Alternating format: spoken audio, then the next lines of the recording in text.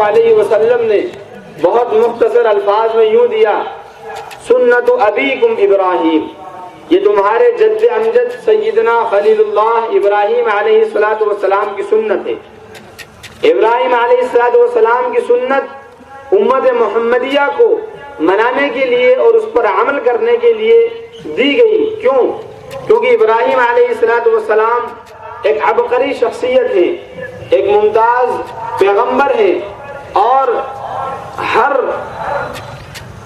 مذہب کے ماننے والے، دنیا کے اندر ہر قوم سیدنا ابراہیم علیہ السلام کا احترام کرتی ہے، ان کو مانتی ہے۔ دراصل یہ وہ شخصیت ہے کہ جنہوں نے اللہ تعالی کے لیے اپنا سب کچھ قربان کر دیا تھا، اپنے وطن کو، اپنی فیملی کو اور اپنے بیٹے کو، حتیٰ کہ اپنی تمام کی تمام چیزوں کو راہ خدا میں قربان کر دیا تھا۔ قرآن پاک فرمایا کہ ابراہیم علیہ السلام کو اللہ تعالیٰ نے چند باتوں کے ذریعے سے آزمایا۔ ابراہیم خلیل اللہ نے ان کو پورا کر دکھایا۔ آپ کو آزمایا گیا سب سے پہلے اس بات سے کہ ان کو ان کا وطن چھوڑنا تھا، اللہ کی عبادت کے لیے، توحید کی دعوت کے لیے ماحول سازگار نہیں تھا۔ آپ نے اپنا وطن چھوڑ دیا، وطن کی قربانی دی، والد کو چھوڑ دیا، خاندان کو چھوڑ دیا، اور آپ ایک دوسری سرزمین پر ہجرت کر کے چلے گئے۔ وہاں پر بھی بڑی تمناؤں سے، بڑی دعاؤں سے مانگی گئی ایک اولاد اللہ تعالیٰ نے عطا فرمائی تھی۔ اس اولاد کے بارے میں اور بیوی کے بارے میں حکم ہوا کہ ان کو بے آب و گیا جنگل اور میدان چٹیل کے اندر ان کو چھوڑ دیا جائے۔ سیدنا ابراہیم علیہ السلام نے اس حکم کو، بے آب و گیا میدان، جہاں کوئی پرندہ نہیں، کوئی پانی نہیں، جہاں کوئی زندگی کی علامت نہیں، وہاں پر اپنی اولاد کو، اپنے بچوں کو چھوڑ کر صرف اللہ کے حوالے اور صرف اللہ کے لیے اور صرف اللہ کی مرضی کے لیے چھوڑ کر وہاں سے روانہ ہو جاتے ہیں۔ پھر یہی بچہ جب شباب کو پہنچنے لگتا ہے، جوانی کی دہلیز پر قدم رکھنے لگتا ہے، فلما بلغ معه السعی، اپنے والد کے ساتھ دوڑنے، چلنے پھرنے کی عمر کو پہنچ جاتا ہے، اور یہ امیدیں اس سے لگائی جانے لگتی ہیں کہ یہ بڑھاپے کا سہارا ہوگا، ضعیفی اور کمزوری میں مددگار ثابت ہوگا، اور یہ میرے لیے ایک سہارے کا کام دے گا، اور اس کی کچھ محبت دل کے اندر آنے لگتی ہے۔ اس وقت اللہ تعالیٰ پھر آزمائش میں ڈالتے ہیں، اور پھر خواب دکھایا جاتا ہے ابراہیم خلیل اللہ کو کہ وہ خواب میں دیکھ رہے ہیں، انی ارا فی المنام انی اذبحک فانظر ماذا ترى قال یا ابت افعل ما تؤمر ستجدنی ان شاء اللہ من الصابرین۔ ایک روز اپنے لخت جگر سیدنا اسماعیل علیہ السلام کو بلایا اور مشورے کے طور پر ان کے سامنے بات رکھی، بیٹا میں خواب دیکھ رہا ہوں، خواب بڑا عجیب ہے، خواب یہ ہے کہ یوں تو تم بچے ہو، میرے لخت جگر ہو، بڑی دعاؤں سے، بڑی تمناؤں سے، بڑی امیدوں سے، بڑی آرزوؤں سے مجھے ملے ہو، لیکن مجھے یہ خواب دکھلایا جا رہا ہے کہ میں اپنے ہاتھ سے آپ کو ذبح کر رہا ہوں۔ فانظر ماذا ترى، اے میرے لخت جگر، اے جگر کے ٹکڑے، اے نور نظر، آپ کی سلسلے میں کیا رائے ہے؟ وہ ایک ایسی اولاد تھی، ایک ایسا بچہ تھا جس کو آگے چل کے ایک پیغمبر بننا تھا، ایک تربیت تھی۔ وہ کہتے ہیں یا ابت افعل ما تؤمر، اے میرے ابا جان آپ کسی چیز کو مت سوچیے، آپ صرف یہ دیکھیے کہ آپ کو آپ کے رب کی طرف سے کیا حکم دیا جا رہا ہے، جس چیز کا آپ کو حکم دیا جا رہا ہے آپ اس کو کر گزریے۔ رہی یہ بات کہ میں اس کے اندر بیچ میں آ رہا ہوں، مجھے اللہ کے نام پر ذبح کیا جائے گا، تو کہا کہ آپ میری فکر مت کیجئے، اگر مجھے تکلیف ہوتی ہے، مجھے پریشانی ہوتی ہے، ستجدنی انشاء اللہ من الصابرین، اے میرے ابا جان آپ مجھے جمنے والے اور صبر کرنے والے پائیں گے، میرے لبوں پر کوئی شکوہ نہیں آئے گا، کوئی شکایت نہیں آئے گی کہ کیوں آپ مجھے راہ خدا میں قربان کر رہے ہیں۔ یہ وہ باپ اور بیٹے تھے کہ جنہوں نے، باپ اپنے بیٹے کو قربان کرنے کے لیے تیار تھا، بیٹا خود اپنے آپ کی قربانی دینے کے لیے تیار تھا، اور دونوں تیار ہو کر کے چل دیتے ہیں. فلما اسلما وتلہ للجبین، اور جب دونوں فرمانبردار بیٹے تیار ہو جاتے ہیں اللہ کے حکم کو پورا کرنے کے لیے، بیٹا بھی نصیحت کرتا ہے والد بزرگوار کہیں آپ کو رحم نہ آ جائے، آپ کی آنکھوں میں میرا چہرہ چمکنے نہ لگ جائے، لہذا مجھے پیشانی کے بل لٹائیے اور آنکھوں پر پٹی باندھ دیجیے اور چھری کو تیز کر کے مجھے ذبح کیجیے. کہیں رائے خدا میں، خدا کی محبت کو پانے میں، للہیت کو پانے میں میری محبت، ایک بیٹے کی محبت، ایک لخت جگر کی محبت، ایک خون جو انسان کے جسم سے پیدا ہوا اس کی محبت اور نہ آ جائے خدا کی محبت کے بیچ میں. لہذا آپ پہلے سے یہ انتظامات کر لیجئے. آسمان دیکھ رہا تھا، زمین دیکھ رہی تھی، کائنات کی ہر چیز پر حیرانی چھائی ہوئی تھی کہ یہ کیسا منظر ہے، یہ کیسا سما ہے، یہ کیسا عجیب واقعہ ہے.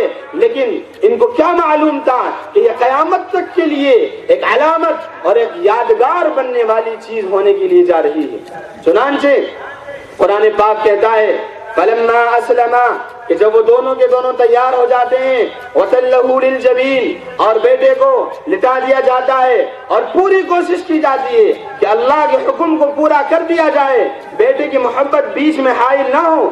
اس وقت میں اللہ کی طرف سے ایک ندا آتی ہے وَنَادَيْنَاهُ أَن يَا إِبْرَاهِيمُ، اے ابراہیم بس کیجئے، ہمیں آپ کا بیٹا نہیں چاہیے. ہم جو کہ انسانوں کی عزت کرنا، ان کا ادب و احترام کرنا سکھاتے ہیں، بچہ جو معصوم ہوتا ہے، جس کو جنگ کے میدان میں بھی قتل کرنا گناہ ہے، جو بچہ ایک معصوم ہوتا ہے، پھر کسی باپ کا جو خون جگر ہے، اس کو ہم آپ سے قربان. بس کیجئے، قد صدقت الرؤیا، آپ نے خواب کو سچ کر دکھایا.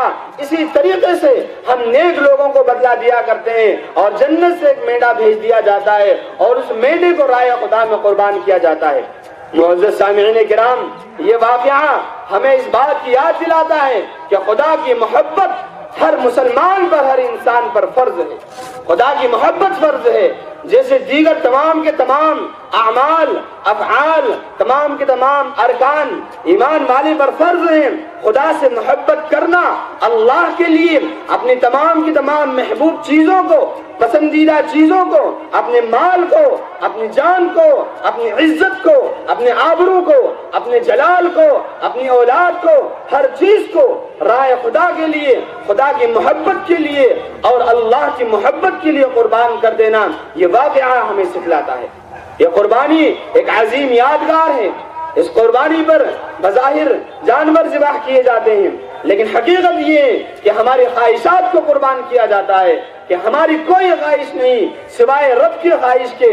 میری زندگی کا مقصد تیرے دین کی سرفرازی، میں اسی لیے مسلمان، میں اسی لیے نمازی. یہ درس دیا جاتا ہے خواہشات کو قربان کر دیجئے، اپنی منمانی کو قربان کر دیجئے، تکبر اور غرور کو قربان کر دیجئے، انانیت، اپنے اندر جو بڑک پن ہے اس کو اللہ کے لیے ختم کر دیجئے اور اس قربانی پر محبت کا پیغام دیجئے، امن کا پیغام دیجئے. مل جل کر سب ایک ساتھ آ جائیے اور تکبیر پڑھیے، اللہ اکبر، اللہ اکبر، لا الہ الا اللہ واللہ اکبر، اللہ اکبر وللہ الحمد. اللہ سب سے بڑا ہے جس نے ساری کائنات کو پیدا کیا، اسی رب نے یہ حکم دیا ہے. صحابہ نے پوچھا یا رسول اللہ، یہ قربانی کر رہے ہیں، اس کے بدلے میں ہمیں کیا ملے گا، کیا اجر ملے گا؟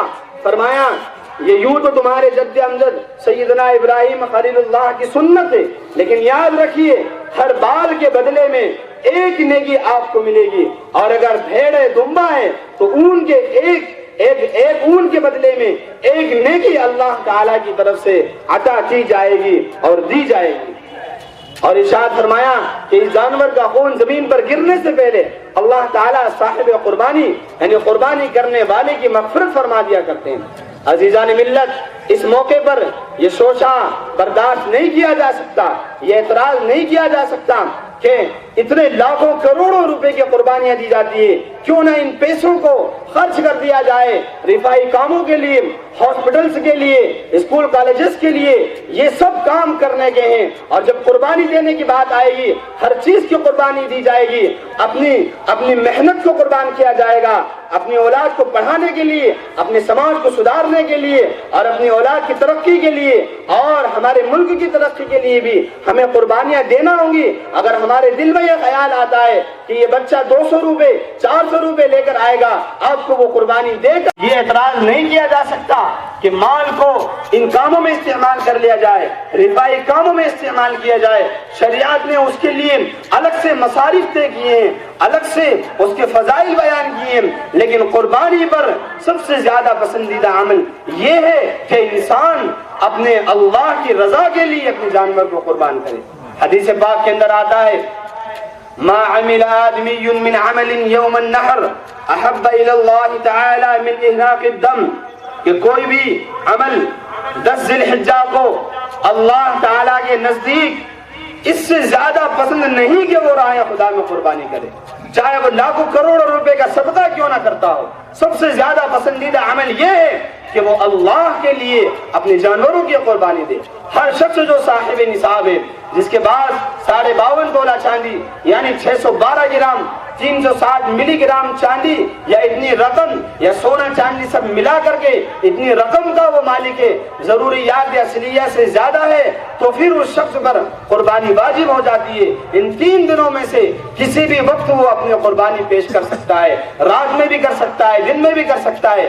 دن میں قربانی کرنا زیادہ بہتر ہے، اللہ کے لیے قربانی پیش کی جاتی ہے اور سیدنا ابراہیم خلیل اللہ کی یادگار کے لیے، لہذا یہ قربانی ہمیں یہ درس دیتی ہے کہ ہمارے نزدیک اللہ کی محبت سب سے زیادہ بلند ہے، سب سے زیادہ اعلیٰ اور ارفع ہے، اور یہ جو ہم جانوروں کو قربان کرتے ہیں یہ اللہ کے لیے ہے، کیونکہ اللہ نے ارشاد فرمایا لن ينال الله لحومها ولا دماؤها ولكن يناله التقوى منكم، ان جانوروں کی کھالیں، ان کا گوشت، ان کی ہڈیاں اللہ تک نہیں پہنچتی، اس کے بعد تو تمہارے دلوں کا تقوی پہنچتا ہے۔ لہذا اس موقع پر ہم اپنے دل کو مخاطب کر کے اپنے دلوں کے اندر تقوی پیدا کریں۔ یہ قربانی سارے سال ہمیں دینا ہے، اپنے نفس کی قربانی دینا ہے۔ اللہ کے کسی حکم کو پورا کرنے میں ہماری کوئی مرضی یا ہماری کوئی جائیداد یا ہماری کوئی اولاد یا ہمارا کوئی اور بزنس اللہ کی راہ میں اللہ کے حکم کو پورا کرنے کے لیے رکاوٹ اور آڑ نہ بن سکے۔ سوچیے آپ، اگر آج یوں کہا جاتا ہے کہ جانور کو کیوں قربان کیا جا رہا ہے، پیسے خرچ کر دیے جائیں، تو سوال یہ ہے کہ سیدنا ابراہیم خلیل اللہ سے 86 سال کی عمر میں ایک بیٹا تھا، اس کا مطالبہ کیا گیا، کیا انہوں نے پلٹ کر یہ پوچھا کہ یہ تو معصوم بچہ ہے، اس کو قتل کرنے، اس کو ذبح کرنے میں کیا ملے گا؟ جب وہ اپنے سر کو خم کر دیتے ہیں، جھکا دیتے ہیں اللہ کے حکم کے سامنے، لہذا جب ہمیں یہ حکم دیا جائے تو ہمیں بھی جھکا دینا ہے۔ اور یہ اللہ کا معجزہ ہے، اللہ کی قدرت ہے کہ اتنی لاکھوں تعداد میں قربانیاں ہوتی ہیں، ہر ملک میں قربانیاں ہوتی ہیں، لیکن کبھی بھی حلال جانوروں کی کبھی کمی نہیں آئی۔ یہ اللہ کا نظام ہے، جو چیز جتنی زیادہ استعمال ہوتی ہے اللہ اس کو اتنا ہی بڑھا دیا کرتے ہیں۔ پانی انسان استعمال کرتا ہے، کھیتی میں، کھلیانوں میں، پینے میں، دھونے میں، تمام چیزوں میں خوب پانی بہاتا ہے، کبھی اللہ کی طرف سے پانی ختم نہیں ہوا، وہ پانی بڑھا دیا جاتا ہے۔ ہوا کی ضرورت پڑتی ہے، ہوا بڑھا دی گئی، آبادی بڑھی، اللہ کی طرف سے کھیتیوں کے اندر سے نکلنے والے غلے کو بڑھا دیا گیا۔ اسی طریقے سے جانوروں کو قربان کیا جاتا ہے، یہ بڑھتے ہیں کبھی گھٹتے نہیں۔ کیا آپ نے دیکھا کہ کتے بلی کی کوئی قربانی کرتا ہے؟ کوئی نہیں کرتا۔ ایک ایک کتا، ایک بلی ایک وقت میں کئی بچے جنتے ہیں، لیکن اس سے زیادہ آج آپ دیکھیں گے کہ بکروں کی یا اور دوسرے حلال جانوروں کی تعداد ان سے کہیں زیادہ ہے، حالانکہ یہ رائے خدا میں خوب قربان کیے جاتے ہیں۔ یہ قربانی کی روحانی برکت ہے.